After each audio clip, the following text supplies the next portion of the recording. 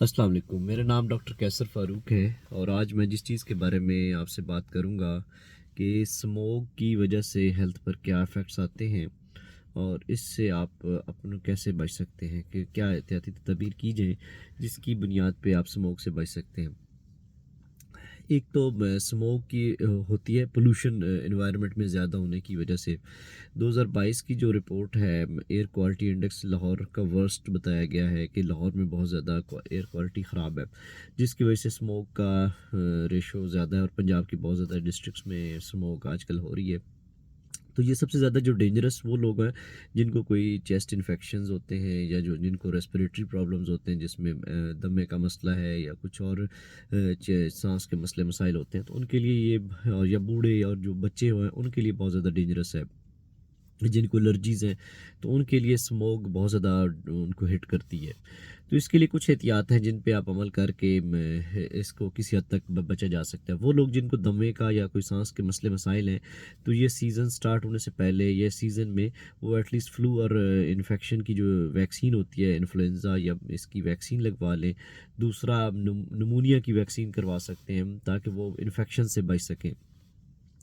دوسرے نمبر پہ آپ جب بھی باہر جائیں آپ ماسک کا استعمال کریں، جس سے جن لوگوں کو ریسپریٹری پرابلمز ہیں وہ، اور اس کے علاوہ جن کو نہیں بھی ہیں سانس کے مسئلے مسائل، وہ بھی ماسک کا استعمال کریں تاکہ وہ اس کی اسموک سے بچ سکیں۔ اور آپ آؤٹ ڈور ایکٹیویٹیز بہت زیادہ باہر جانے سے گریز کریں۔ واک یا ایکسرسائز وغیرہ بھی کرنی ہے تو گھر پہ کریں تاکہ باہر زیادہ آپ کو نہ جانا پڑے، زیادہ آپ کا ایکسپوئر نہ ہو۔ اس کے علاوہ آپ جب بھی باہر جائیں آپ اپنے واپس آ کے ہاتھوں کو اچھی طرح صاف کریں۔ آپ اپنے آنکھوں کو منہ کو صاف کریں، پانی منہ پر چہرے پر ڈالیں، جس سے آپ کی آنکھوں کی انفیکشن سے آپ بچ سکتے ہیں۔ اور ہاتھوں کو کیونکہ آپ بار بار آنکھوں کو ٹچ کریں گے تو آئز کی انفیکشنز بہت زیادہ ہو جاتی ہیں، تو ان سے آپ بچ سکتے ہیں کہ جب بھی باہر سے آئیں گھر میں آ کے چہرے کو دھوئیں اور ہاتھوں کو دھو لیں۔ اس کے علاوہ پھلوں اور سبزیوں کا استعمال زیادہ کریں، جس سے بہت سارے وائٹامنز ہیں، وائٹامن سی ہے اور یہ اس طرح کے جو چیزیں ہیں ملٹی وائٹامنز وغیرہ کا استعمال سے بہتر ہے آپ سبزیوں اور پھلوں کا استعمال زیادہ کریں، جس سے آپ کے امیون سسٹم بہتر ہو اور آپ کو بار بار انفیکشنز اور الرجیز نہ ہوں۔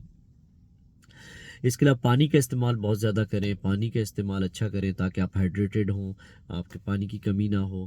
اور یہ کچھ احتیاط ہیں جن پہ آپ عمل کر کے اسموک سے بچ سکتے ہیں، اور تاکہ آپ انفیکشن سے بھی بچیں اور اس کے ڈینجرس جو اس کی وجہ سے کمپلیکیشنز ہو سکتی ہیں ان سے بھی بچ سکیں۔ Thank you.